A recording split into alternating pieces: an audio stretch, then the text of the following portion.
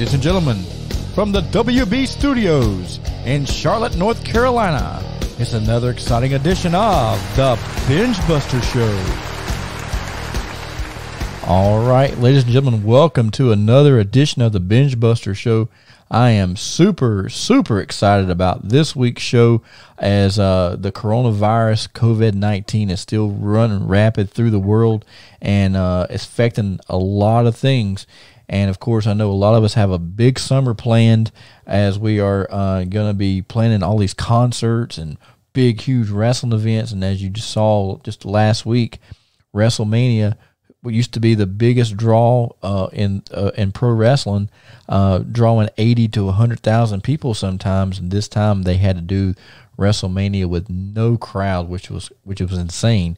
That just kind of gives you the indication of just how bad this virus is.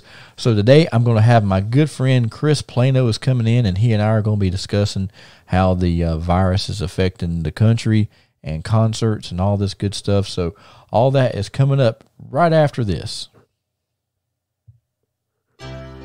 In 2014, Motley Crue announced their final tour, putting an end to almost 35 years on the road. To make it official, they signed an unprecedented contract. You know I'm a dreamer. In the years since, Motley Crue became more popular than ever and gained an entirely new legion of fans who, along with diehard crew heads, demanded the band tear up that stupid contract and come out of retirement. They knew that if they were ever to stand on stage together again, that contract would have to be destroyed. Well, destruction has never been an issue for Motley Crue.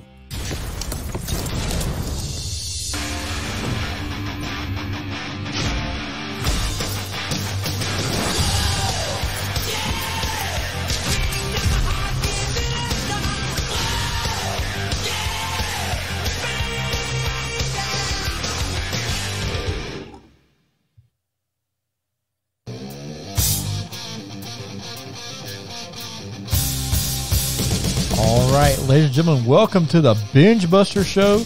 Today's show is going to be on the Motley Crue Stadium Tour. Will it take place? Will it not take place? Who knows? But we're looking forward to hopefully, fingers crossed, that it will be.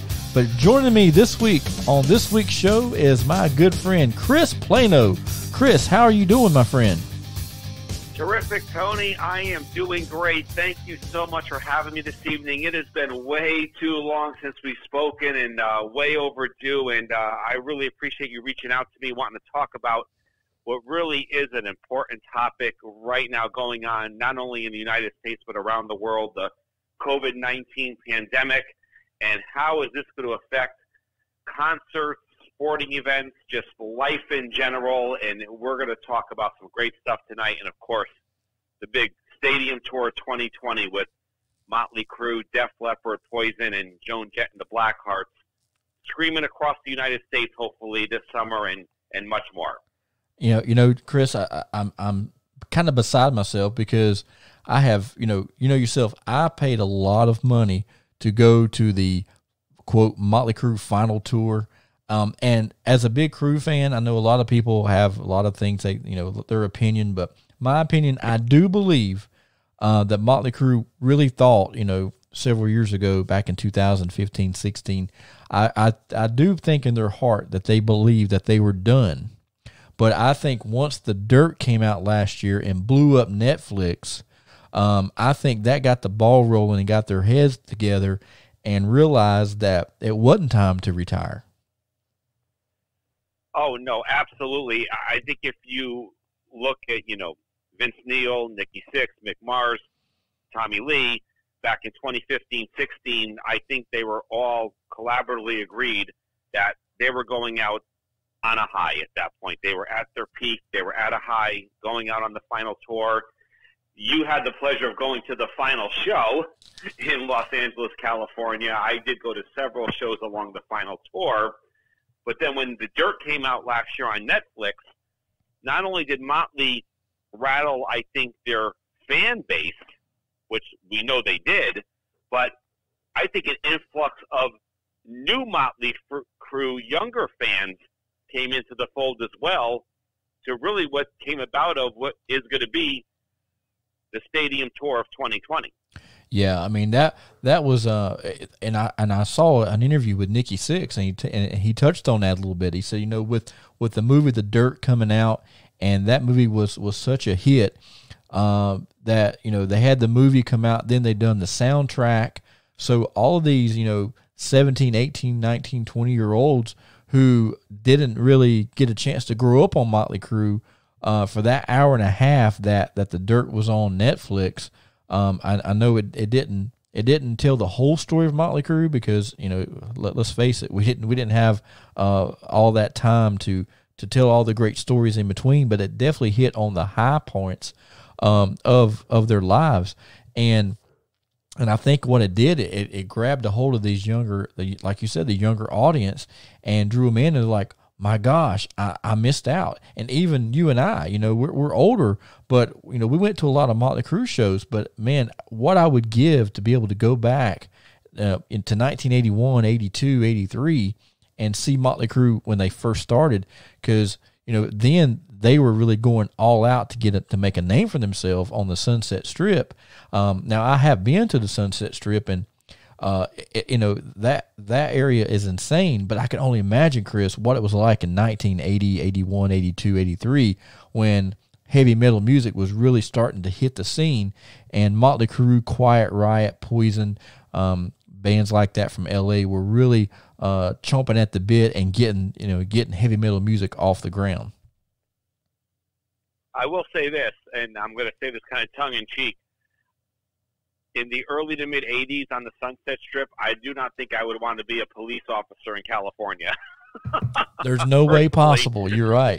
Because I don't think there were any rules, there were any laws. I think these bands did what they did. When you talk about Motley Crue and Poison and LA Guns, and the list goes on and on. I think these guys did what they wanted, but they were also bringing a lot of attention not only to themselves, but to the music industry as well, and specifically, the glam rock scene, right, which was obviously an explosion in the mid-'80s with MTV launching and other,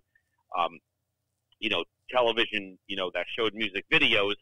It was a perfect timing for everything with cable television, and they really took the ball and ran with it and really got to where they are today off of that launch. Right. And the cool thing about MTV at the time, and Motley Crue and all these bands like Kiss and Poison, bands that are like, very visual, MTV was the perfect tool for that, because not only are you hearing songs like Looks That Kill and Shout at the Devil, Too Young to Fall in Love, Live Wire, but you're actually seeing what these guys look like. And I know myself as a little young kid, starting, getting into music, I would hear a song, but not know what they look like. And then when I turn on MTV and see it, it blew my freaking mind, man. Absolutely. I mean, because back in the day, we were looking at LPs, albums, and we were looking at cassettes and, tape decks. And then when you actually put the faces to the music, to television, they were reaching a whole new audience at that point, and an audience, I think, that was so big, they had no idea the audience they were reaching. Not only were they reaching the hardcore rock music listeners, they were also reaching the general public as well. And it just wasn't even the glam metal band. I mean, the Rolling Stones and Madonna and U2 and the list goes on and on. They all reaped those benefits that really brought them to a level of, this is more than just going to run down to the store and grabbing the latest album or magazine. Now they're right in front of me in my living room or bedroom singing in front of me. And that's really what connected the fan to the band. Yeah, for sure. And I think one of the coolest concepts of MTV at the time was, just like you say, you actually, a lot of people who couldn't afford, but let's face it, back then concerts were cheap. But some of the like teenagers, maybe like myself, I grew up in a home where my parents were totally, more or less my mom, but was totally against rock and roll music and things like that. I remember having to get my friends to make me copies of of Motley Crue because I couldn't bring the albums in my room because she would see it, and it was the devil music. But the cool thing about that was when you turn on MTV, you're seeing Motley Crue perform, and not just Motley Crue, everybody, but you see them perform, and like you say, you're getting a 3-minute, 4-minute concert. You're getting an idea of what that concert looks like that you have a ticket to go see. Because I remember watching the very first concert I ever got to see was Motley Crue, and it was the Dr. Feelgood tour. And I remember seeing I had no clue what the concert was going to be like. I just knew, I saw Tommy Lee talk on MTV, and he'd say, this concert is going to be the loudest concert there is. And I remember them having several T-shirts on that tour that said, the loudest, tour on earth. And I agree it was, but I remember when I got there, man, and I'm like watching these screens come down, and they had these laser lights, and they had Alistair Fiend up there. And if you people listen, if you don't know who Alistair Fiend is, you need to go back and do some Motley Crue research. But they had Alistair Fiend up there, and he was like telling the story of how Motley Crue got started and how they, and it like went through and told like each album, and now, here we are, the most evil, wicked, and powerful album to history of yet, Dr. Feelgood. And then he starts laughing, and then all of a sudden you hear the cymbals hitting, and then you hear Mick Mars cranking Kickstart My Heart, and then explosions go off, and Motley Crue come up out of the, not Motley Crue, but like Nikki, Vince, and Mick blew up out of the floor. And man, it blew my mind. And on that show, if you remember, Mick Mars had his guitar was like a mirror, and when the laser lights would hit that mirror guitar, it would bounce all over the show, all over the stadium. It was insane. And as a 16-year-old kid, I was like, my mind was blown, and I'm like, my gosh, what have I been missing all these years,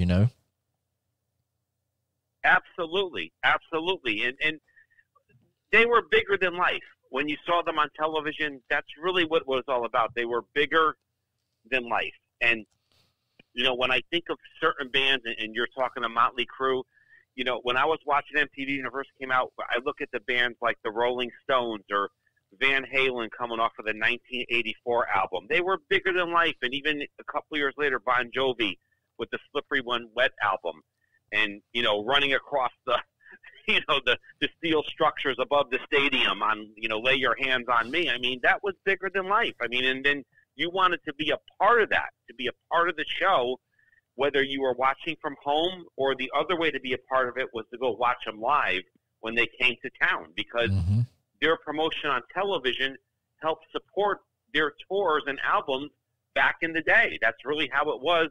This was way before social media was even talked about. Oh yeah, because I remember back in those days, in the 80s, you had the concerts, you'd have pro wrestling, and I remember, coming back, I couldn't wait to get to school on Monday to tell my friends about what I saw happen at the Greensboro Coliseum Saturday night with the Rock'n'Roll Express, Midnight Express, Dusty Rhodes, and all that.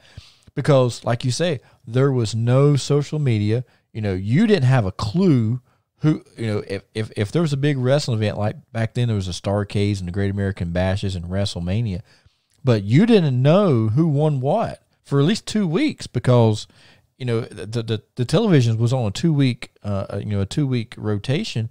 But not only that, like you said, there was no social media, so you had no idea unless somebody went and could share that with you. And I think what MTV actually done was give us that that, like you said, you can see what this Dr. Feelgood tour looks like. Now, man, I got to buy a ticket to see what the frig Tommy Lee was doing with that drum set, because it looks to me like he's riding on some speakers, when in reality he had like these 40-inch, 50-inch, whatever it was, subwoofers, his drum kit that went above the crowd. He played like old music and played the drums to it. It was freaking amazing. It absolutely is amazing. And you touch on something just, a few seconds ago, where when you look at rock and roll and you look at wrestling, there was a total connection there back in the 80s and even to the 90s. Even wrestling, they were going off that same formula as the music industry was, where you'd have to watch the wrestling on television every week, and you watch all the matches and all the interviews and all the feuds, and then all of a sudden it's coming to your town. Yeah. It was a marketing tool for television and also the monthly magazines that came out for wrestling, where drew you to go to the local arena, or if they came in your particular state, to go watch them because they were live in front of you. So it was really a sounding board for many different industries. But I think when you look at rock and roll and professional wrestling, I really think they made the most of both cable television into the beginning of what was simulcast pay-per-view, and really brought an audience in that kind of captured, their market just overall, and they capitalized on it at the end to maximize sales and exposure for all genres of both wrestling and music. Right, I agree. And now getting back to the Dirt, when this movie came out, it gave the people an in-depth view of the life of Motley Crue, of how they started out, from nothing and blew up to to be the biggest band in the world. And you had an hour and a half to find out all the ins and outs and the rise and the falls of Motley Crue. Looking back at that movie, Chris, what was what do you think was some of the highlights of you that you watched that really stood out in your mind? I mean, I read the book. I've watched the movie. What stands out to me overall, and I think what draws me in, because at the end of the day, I'm a fan. I'm a fan of the band. Yep. I'm a fan of the music. I'm a fan of the 80s. Those guys lived the life. I mean, they had the money. They had the girls. They had the roadies. I mean, everyone was following them. I mean, they were on top of the world. And I think that's what gives me my high when I'm watching that, because it's something that, I would probably never experience or try to experience, and to go to town to set up, to put on the performance, to break down, traveling all night to the next city. And, those guys were living the dream that everyone else wanted to live. So we were kind of somewhat vicariously living through them. Yeah. And I think just all the stories, like the road stories and, the gags they played out, and, just in general, even the feuds they had. Motley Crue had a lot of, some animosity at times internally, whether it be with Vince or Tommy or Nikki and whoever was going on. And I know Mick was kind of the silent one the whole time, but there was also a lot of animosity, at times, but they kept it together for the better cause of the band. But I think that's what drives me the most is just the overall, above and beyond the concerts, everything they had to deal with as a band. Yeah, I agree. And one of the things about Motley Crue was the Ric Flair of rock and roll, because if you go back, if you've ever heard anyone tell Ric Flair stories, you could put Ric Flair in the same room with Motley Crue. But of course, take away the drugs, because we all know Flair never done drugs. But Flair was chasing the women, he was having the parties, he had money to burn, and that's pretty much the way Motley Crue were,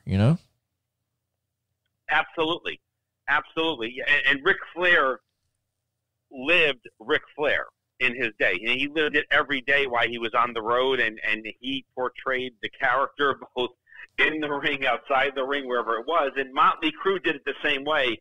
Motley Crue did it a lot more harder, obviously, the alcohol, the drugs. But a lot of it was driven to them. I mean, they probably didn't ask for a lot of it, Motley Crue.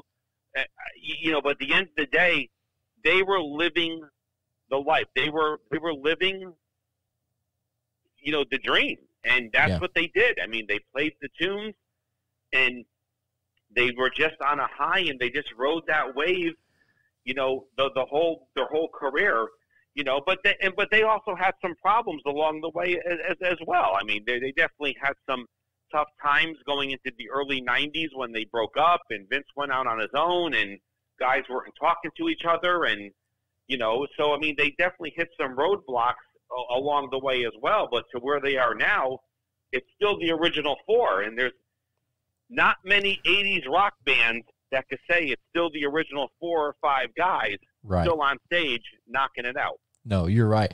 And one of the cool things, so some of the highlights in my mind that I can take away from the movie, and not really movie, more or less the book, The Dirt, was a story in there that Nikki said that that when they were on the Girls tour, they were so messed up that they felt like they were untouchable, they didn't care, and Nikki and Tommy are riding the bullet train in Tokyo, and Nikki decides to friggin' fling a fifth of Jack Daniels, and it smashes over this little Japanese guy and his wife. And then when the train pulls into the train station, they got the friggin' militia out there taking Nikki and Tommy to jail. I'm sorry. The way the story goes, Nikki was getting arrested, and Tommy, being his buddy, says, "Hey, brother, I'm not letting you go to jail without me." He punches one of the cops. Now they arrest him, take him to jail, and then this is the thing that blows my mind. They're sitting in the police department, and they're arrested, and the way they got let go was all Nikki did. The guy with him, his tour guy, his translator, says he tells the police officer, he tells the chief, the bottle slipped out of his hand. Nikki thinks that Tokyo is the greatest country, or you thinks Japan is the greatest country in the world, and they let him go because of that, because he said that. But Nikki didn't even say that, and that's what's so crazy, and that story blew my mind. But there were so many stories in that book. I've read the book twice. And I remember leading up to my trip to L.A. the first time. I've been to L.A. twice. The first time I went out there was for the final tour, or the final show. Me and one of my good friends went out there for the 3 or 4 days, and all we did was I did research, and this was by total accident, Chris, because I knew nothing about L.A. up until this point. But just so happened, I ended up booking a hotel, which was on Hollywood Boulevard. Right. And so we get there at 1 in the morning when we finally get to L.A. because our plane was delayed, and then they put us on a wrong plane, but whatever. We finally get there. Well, by the time I get there, I've slept on the plane. I'm wired, ready to go. So I tell my buddy, let's go find some food. We pull out of our hotel. We go to the next light, which is a block away. I take a right. I look up, and I'm like, dude, that sign says Sunset Boulevard. He goes, we're on the Sunset Strip. And we lost our friggin' mind. I said, we're going to go find the Whiskey A Go-Go, and we're going to find the Motley Crue apartment. And we did. 1 o'clock in the morning, man, we're driving down Sunset Boulevard. And, Chris, it was 9 o'clock on a Saturday night, downtown Charlotte. I mean, people was everywhere. And I told him, I said, man, could you imagine what this was like in the 80s if it's like this now? Right. No, absolutely. Absolutely. I mean, those are great stories. Those are great stories, and I mean, just to be a part of it, and just to be there is, I can't even comprehend. Yeah, to even be there. I wish I had the chance to go, and hopefully one day I will. But I've got a good story for you. Okay. And you might have seen on one of my recent posts this past week.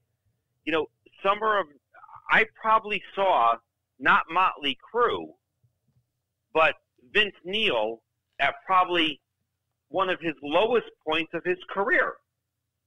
When, I go back to summer 1993, when Van Halen was on the Right Here, Right Now tour. They were probably the biggest thing in all of rock and roll at that point on that tour. And Vince Neil was opening up for them because he left Motley Crue. Right. At that point. And he went out on his solo stuff. And I told my friends back then, I don't know where you were in the summer of 93, I didn't know you way back then, Tony. No, I was still in high school. Right. I was in college at that point at 22 years old saying, we need to go see this because I was telling my friends Motley Crue may not be coming back together. They were broken up at that point. Right. Vince left the band. Nobody was talking to each other. I mean, it was hard times. And I was like, who knows if Vince Neil's going back? I mean, back then I didn't know, back then bands toured forever. And right. Yeah, me too. Yeah, me too. But this could be so we went. So, and Vince played all the tunes. He played all the Motley tunes. He played all the tunes everyone wanted to hear. And he was, back then in the early 90s, and he threw a couple of his solo hits in, or solo new releases in. Mm-hmm. And then you got, Sammy Hagar coming out with, Alex Van Halen and Eddie Van Halen and Michael Anthony, and they're blowing the roof off with Right Here, Right Now, which was gigantic. Yeah, I remember that. Back then. And So talk about going to a concert with a tale of two tapes. Mm-hmm. I mean, it was just incredible to see because I actually went to that show, one, because I wanted to see Van Halen, don't get me wrong, but two, I didn't know if Motley Crue would ever even get back together at that point. Right, I remember that, Chris. And going back a little bit further than that, I remember in '91, I had moved schools, changed schools, and I went. So the original school I was at was a little school called East Davidson High School, and everybody that went there was all about heavy metal. I mean, I had so many heavy metal friends there. We all had our mullets and our long hair and our jean jackets and our leather jackets and our crew shirts and ripped up jeans, and I mean, we were cool dudes, right? And I decided to change schools. Of course, dummy me, This right here is a Terrific Tony story before Terrific Tony was Terrific Tony. But I changed schools to be with my girlfriend, and dumb mistake. So I went from this really cool school to this hillbilly school, kind of. I mean, there were a few metalheads there, but there was more Garth Brooks type guys there because the school was like based around a lot of tobacco farms and actual farms. So good old country boys. Nothing wrong with country. I like country music as well, but I'm just saying it was a culture shock for me. But so I get there, I'm trying to find guys that are in the Motley Crue, but there wasn't very many. It was kind of a mix. They either were Metallica heads or they were Garth Brooks heads. I mean, there was very few people there liked Motley Crue. And so I thought, well, that's the end of Motley. So the Dr. Fuga tour had just ended, and it was about a year break, and then they came out with Decade of Decadence. And I remember I was at my girlfriend's house, and we were on the couch hanging out watching MTV, and I remember Paula Abdul, one of Paula Abdul's songs had just went off MTV, and the VJ there, what was his name? Adam. Adam. Oh, yes. Remember Adam? I know who you're talking about. Yeah, the blonde headed dude. So he sits there and goes, "Coming up next, fans, we're going to be debuting the brand new Motley Crue tune." And I said, "Wait a minute, did he just say Motley Crue?" And she said, "I think so." And I started ignoring her because I wanted to see this Motley Crue song. And I remember her getting mad, like you're not making out with me. But that was when the video Primal Scream came out, and right. Man, I said, I'm going to get this album, and I left her house and went straight to back then it was Westchester Mall. Drove straight to Westchester Mall to the music store and got the tape, and I was like, man. And but I remember the album came out, and then it wasn't just a few months later. I was at school, and it was where my story comes in at, where nobody there listens to Motley Crue, but this one dude in my class, and he was a very heavy metalhead. He played in the band, he still does, but he comes up to me and goes, "Tony, man, you're gonna be devastated when I tell you the story." And I said, "What?" He goes, "Motley Crue fired Vince Neil." I'm like, "You're stupid." I said, "You're lying." Yeah. He goes, "No, man, I'm serious." He goes, "I saw it on MTV last night." He's like, that Motley Crue and Motley Crue has fired Vince Neil. I'm like, I don't believe that. And sure enough, that it was the case. Well, during that time was when I started in '93, which was when they they fired him. But that the summer of '92 was when I started my pro wrestling career. I started training, and I had kind of got out of the music and everything for a while and got back into wrestling. And but then I remember the what I thought blew my mind so much was the fact that Motley Crue fired Vince Neil, but Vince Neil came out with an album before the new Crue album came out with John Corabi, and unfortunately, I think the Vince Neil album done a whole lot better than the Motley Crue album. Wow. It could be, do you remember that? Like the Vince Neil album, he had a couple songs off that first album that were actually on a couple of movies, but right. it seemed like the Motley Crue album that came out, it didn't come out for a couple, like Vince Neil's album came out like 92. Correct. It did come out in 92. Yeah, but the Motley Crue album never came out till 94. And by the time it came out, the grunge had really came out and was like burying all the hair metal bands. Now, I'm gonna tell you this from my opinion. I think that if Nikki, Vince, and Mick had called that band anything but Motley Crue, that album would have done tremendous, I think. You're probably right. I mean, wow, you're deep in the vault with me here. Yeah.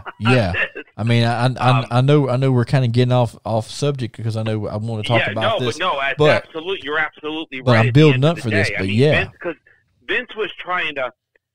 I don't know. I think Vince was in a mindset. He was trying to promote his solo stuff at that time, and I don't know how much the three other members of Motley Crue were really doing, because I don't know what was going through Vince's mind, because he might have thought he had a chance at a solo career, or maybe even another band might have picked him up. Yeah. As a lead singer along the way, a.k.a. Sammy Hagar with Van Halen. Right, yeah. So you just don't know going back then. I mean, those guys were so young back then. I mean, there could have been a myriad of different routes they could have went. Yeah. At the end of the day. Yeah, but at the end of the day, it always seems they always went back together. Yep. And what was neat about the story of Motley Crue getting back together, it was Vince Neil's manager and Motley Crue's manager who said, guys, all y'all's albums are sucking. Nobody's coming to the shows. Do you see the problem here? The problem is you guys need to get back together. And once they did, in 97, they got back together and they freaking blew up again. It was like the fans were back. And I remember, talking about wrestling, I remember during the Monday Night Raw, Vince McMahon used to every week have a new act come on Raw and play a song live. But I remember he brought Motley Crue out one night, and Motley Crue sang a couple of songs, and DX came out and introduced Motley Crue. So not only you got the hottest band in the world, but you got at the time the hottest tag team group in the world, the DX. Man, what the great TV right there. Right, and it's a crossover of fans. Right. WWF is getting fans that they may normally not get from the rock industry. Yep. And vice versa. But if you go back, the rock industry reaping fans from the wrestling industry. Right. But also, Chris, that they may never get exposure to, or maybe just partial exposure to. Right. And if you go back to 97, 97, you and I both were promoting wrestling shows, two different companies. But at the time, the same people that were going to Motley Crue shows were the same people going to WWF shows, because at the time, WWF was real edgy, just like heavy metal music is. It totally was. They were definitely on the cutting edge back then, WWF, and they were really pushing the envelope with not only their product, but and just what they were doing overall to bring in, a different genre of a fan base besides the existing one they already had. Because, they moved on from Hulk Hogan by then. You had the WCW versus WWF wars going on. You had The Rock and Steve Austin in the mix. You had a whole lot of things going on, and they were trying to just differentiate themselves of, who was the better Monday night Yeah. war attrition, pretty much is what it came down to. Yeah, exactly. But now, moving forward, decades later, Motley Crue's played, but who would have ever thought that in 2020 you would get three? Now, I'm not leaving Joan Jett out, okay? But let's face it. If you want to talk about three of the most top, I can't talk. Three of the top bands of the '80s: Poison, Def Leppard, Motley Crue. The chance to have just those three big bands on one bill is amazing, but it's even more amazing to have that in 2020.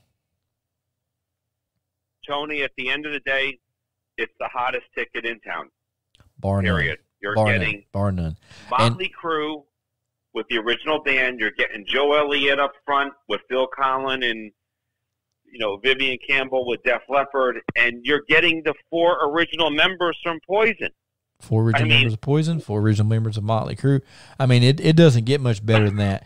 And just like Bret Michaels said in an interview, he said, on this tour, he said if he wasn't booked on this tour, he would buy a ticket to come see it just because. He said, how often do you get two big bands, but you getting three? But with that being said, on the downside of that is if you want to see that, you got to come out of your pocket. Now let's face it, those ticket prices, I know they're being scalped. We know that. But those ticket prices are insane. And right now I was noticing, I done a little research, the stadium tour with Motley Crue, Poison, Def Leppard, and Joan Jett is actually 90% sold out all over the world. It is, because it's going to be a once in a lifetime event. It's probably it'll happen in 2020, maybe a little beyond 2020. But to say that this tour, say 5 years from now, can happen in 2025, I'm going to say no. It's not going to happen. No, I think it's a once in a lifetime event.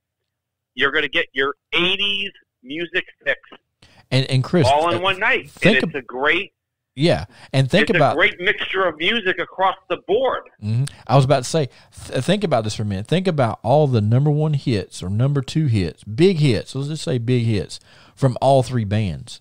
I mean, if you took just the hits and put them out there, you're still getting if each band just played their hits, not played anything in between, just played their hits, you're still getting a tremendous amount of music. But let's face it. Poison, Def Leppard, and Motley Crue, they're all three. Okay, they're all three big bands, and I think each night each band is going to try to outdo themselves. So as a fan buying a ticket, I think I know a lot of people talk junk about, oh, he don't sound this and he don't sound that, But listen, at the end of the day, you go into the stadium tour, you're going to see probably the best concert ever. Absolutely. It is.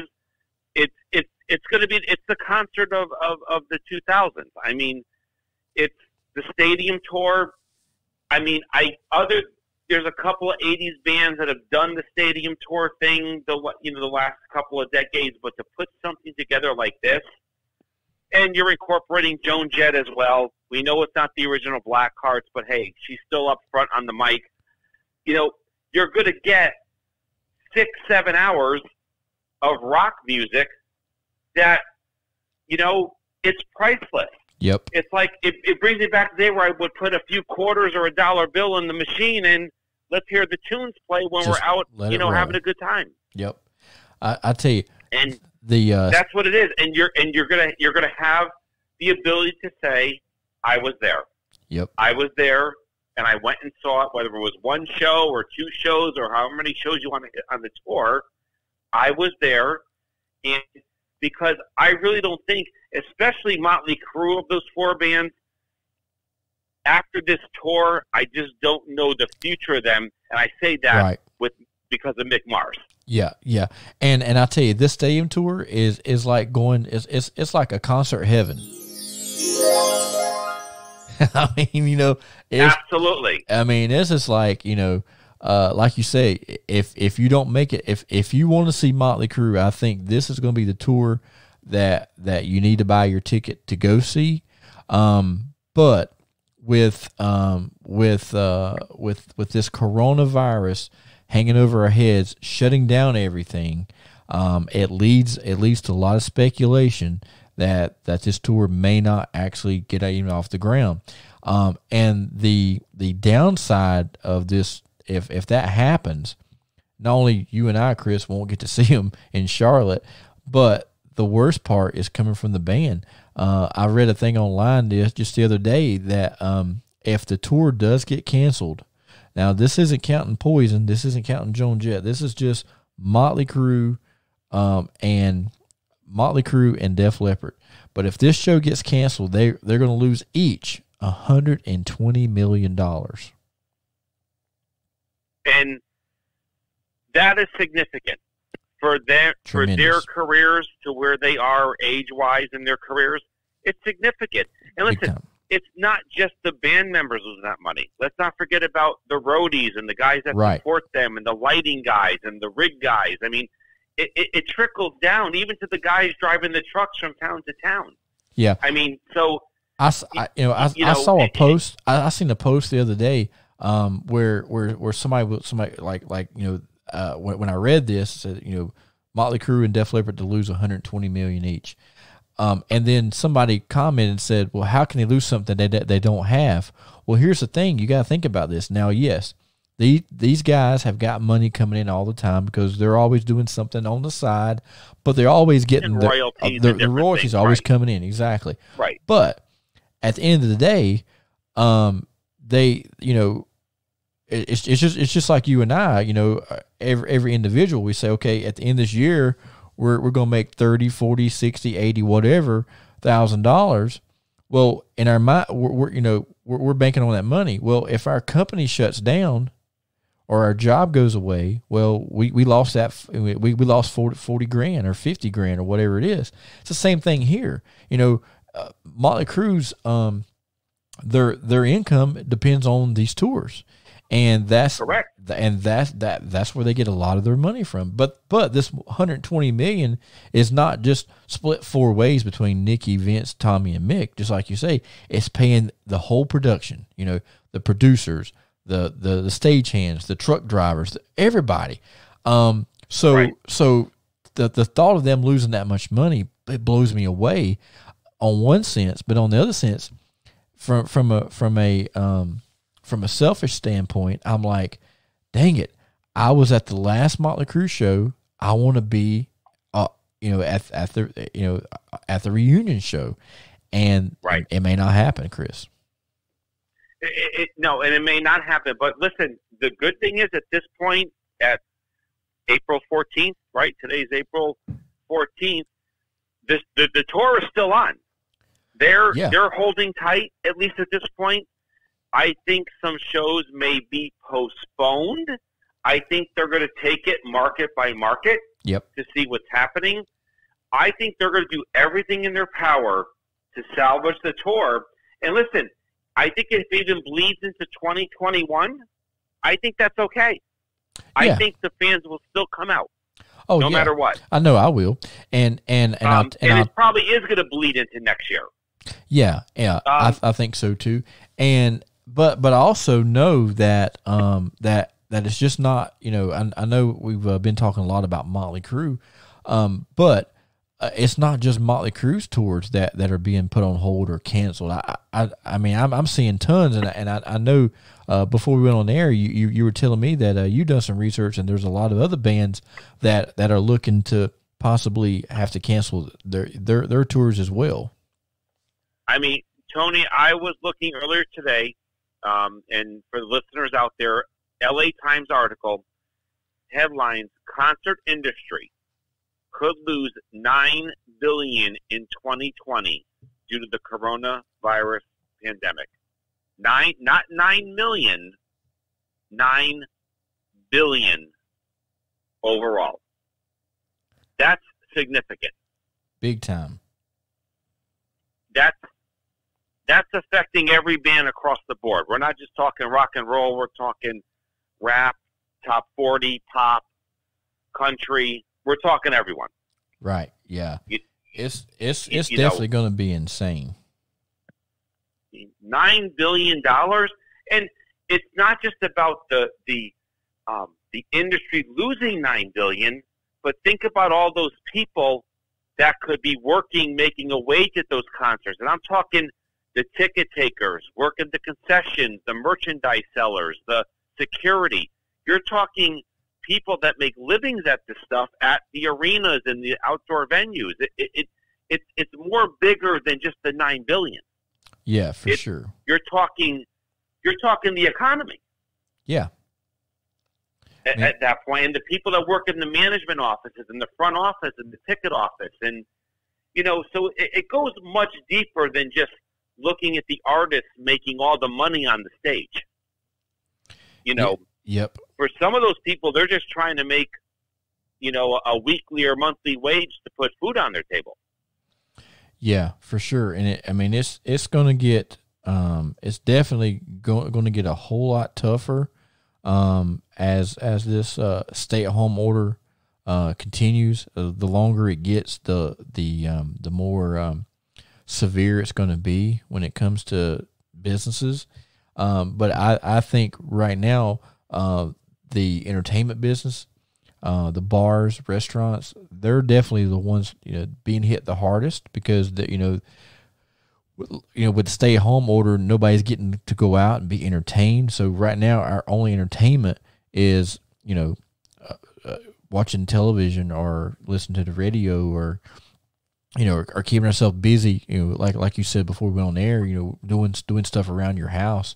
But it's crazy. But I'm my fingers are crossed. I'm hoping that at least by the end of April, 1st of May, we can maybe get back to a normal life. And I know the stadium tour is set to hit Charlotte in July, so we may be okay at that point. But I know in May I've got a huge wrestling event that I'm booked on that I've been waiting to do my whole entire wrestling career, and I don't want to let any secrets out, but I have the opportunity to work with two of my favorite people in the world that have been to the big dance more than once, and I'm excited to be able to be part of that. But on the other hand, I'm worried that it's not going to happen because of this stay-at-home order. Absolutely, Tony. And listen, I know you've got some great things happening on the professional wrestling side of things, and you got some things brewing in 2020, that you've had on the front burner, and you might have to put to the back burner and may have to alter those plans. But you're absolutely right. I mean, look at me. Hey, I've got tickets for the stadium tour, and hey, I've got hotel nights booked Friday and Saturday night, 2 blocks from the stadium in downtown Charlotte on July 10th, 11th. I don't know if the tour's coming. It's not coming. Right. So yeah. we got money invested in this, but it's like where does it end? I mean, because there's a lot of uncertainty out there, and there's a lot of things kind of just spinning in the air, and we have the crazy thing is we have no control of it. It's right. Kind of a scary, eerie feeling. Yeah, for sure. But I know if any of you people out there follow any of the members of Motley Crue on Twitter, I know I do, and Tommy Lee's still saying, "Hey man, the tour's still on." Vince is still training, and by the way, I've seen a few videos, and he looks like he's getting in excellent shape. Nikki's in great shape. Mick, we haven't heard anything from Mick. Of course, that's nothing new because Mick's always been that way, which is okay. But the guys are still, they're still training. They're still in rehearsal. I saw today where Tommy had posted that he and Nikki, have been collaborating together as far as ideas for the stage show, and that Tommy says that now, since they're in the process of putting together this tour, that for the first time in a long time, all 4 members of Motley Crue are talking on a daily basis. So, I think it's a good thing. I couldn't imagine being in a band this big and, not speaking to each other until we get to the venue. I know that happens a lot in pro wrestling, but that's a totally different thing. I know in the past when I've had partners, tag partners, or people that I work with all the time that I consistently, talk to them on a daily basis or whatever. Now, not as much. So I can kind of understand a little bit, but someone like Motley Crue that you are in have done so much with, to not speak, it blows my mind. But I know everybody needs to recharge their batteries. But I'm excited to hear that they are talking every day. That's definitely a step in the right direction. And I think if this tour goes on, Chris, I think that this is definitely going to be probably the hottest or the best Motley Crue show that I think we've ever seen. Oh, no, there's no doubt they're going to pull out all the stops. Let's all four bands are going to pull out all the stops. I mean, they're going to have to, just because of what's going on in the world and in the world we live in today. So they're going to want to put on the best show possible. But with that said, I also think what's happening both in the world and around us is maybe bringing the bands together a little bit more. Hey, let's talk. Let's open up. Let's be a little more sensitive to each other. Let's communicate. Yeah. And that's okay. Mick is Mick. Hey, I've seen some recent pictures of Vince. He easily looks 20, 25 pounds lighter. Yeah, minimum. For sure. Mm-hmm. For sure. Minimum. Nikki's Nikki. And is Tommy is being a little more vocal than he has in the past. He's always been kind of a, quiet. He's been very opinionated. Let's not get that wrong. Yeah. But Tommy's Tommy, and that's okay. But at the end of the day, they're keeping the tour alive, and I'm in my heart, they will fulfill all the stadium dates along the tour, whether they get postponed. They pick certain markets based on what's happening with the COVID-19 pandemic. But I think at the end of the day, when it's all settled done and the dust settles, they will cover all the cities that they were contracted for prior to, because I think at the end of the day, that's the way they want it to be. Yeah, I agree, and I'll tell you people some other stuff too. If you want some great entertainment, you need to download the app TikTok and go follow Tommy Lee, because I'm telling you, this dude he is off the chart on some of these little videos he posts. But the other day, Chris, he posted one with his wife, and it blew my mind. It was the funniest thing I ever heard. So his wife is sitting she's sitting at a table on the computer. He walks into her and he says, "Hey, babe, do you know you're the only one I've ever dated?" And she looks at him and goes, "That is not true." He goes, "Oh, yeah, baby, because the rest were 9s and 10s. I thought that was hilarious. Wow. She's like, mean, but it was hilarious. Good stuff. But great stuff. I mean, but like you say, that this day and time, since we're shut in, we're all having to find something new to occupy our time, or maybe not new, maybe old. I mean, I know myself. I've went out and I've updated the recording studio. I've went out and got a lot of new equipment. I got a new computer, something that's faster, and so now I'm able to spend less time editing my podcast and getting it out there a whole lot quicker. And I know this week I'm excited because I'm not only having one podcast, but I'm having two. So I got this one today, and then there'll be another one released later on in the week. So I'm going to try to start, if I can, do two a week instead of one, just to give the people something to entertain, to listen to, and hopefully to teach people stuff that they may not know, which I think is cool. But I always enjoyed doing podcasts with you. It seems like you and I have great chemistry together. We're able to somehow stay on track. I know a lot of times I get off subject because my mind goes 1,000 miles an hour, but I'm excited about the stadium tour. I'm excited about all the stuff going on this summer. I'm just hoping that we get to fulfill that and get to do that, because it's going to be amazing. Absolutely, Tony. It's been great chatting with you, and hey, we're going to keep the faith. I think by the end of this, there will be concerts in 2020. If this all has to just work itself out and smooth itself out, and we'll be good to go, and we'll be rocking out like you've never ever heard before. And I think the bands are going to raise their levels to heights where people never imagined, because they want to play to it at the end of the day. And I think that's really what it's all about. It's about the fans. It's about the band. It's about having a good time. So that's kind of where I'm at with things. And we just got to go with the flow. Be safe, be healthy, and just be smart at the end of the day. And hey, we're all in this. It's a big team. It's a big community, and we're going to get through this all together. And we're going to come out rocking on the other end. And that's really what it's all about. That is for sure. Well, fans, thank you for joining us on this week's show. And like I said, later on this week, I'll be releasing another show. But in the meantime, wash your hands. Don't touch your eyes, nose, and mouth. Cough or sneeze into your tissue or your elbow, and just stay home if you don't need to be out. And just like Chris said, let's take care of each other, and we can get back to living life normal like we did in the past. Ladies and gentlemen, thank you for joining us for another edition of the BengeBuster Show. Make sure you tune in each week and download us on your favorite podcast platform.